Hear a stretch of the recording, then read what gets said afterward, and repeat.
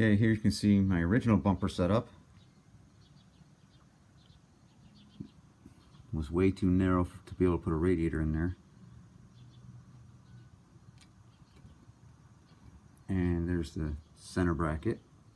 You can see the tabs that used to bolt right to the frame head and held the license plate and stuff. And you can see the width difference.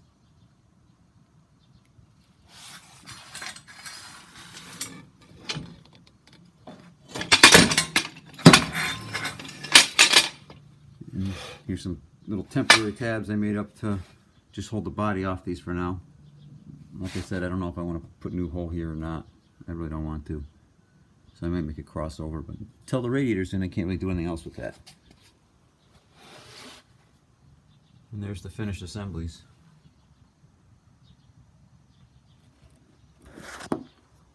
Definitely gives me a lot more width.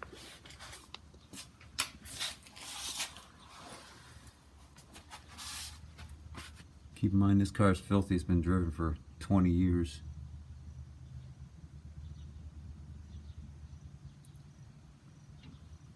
So on to the next one. I gotta get a radiator before I can finish these.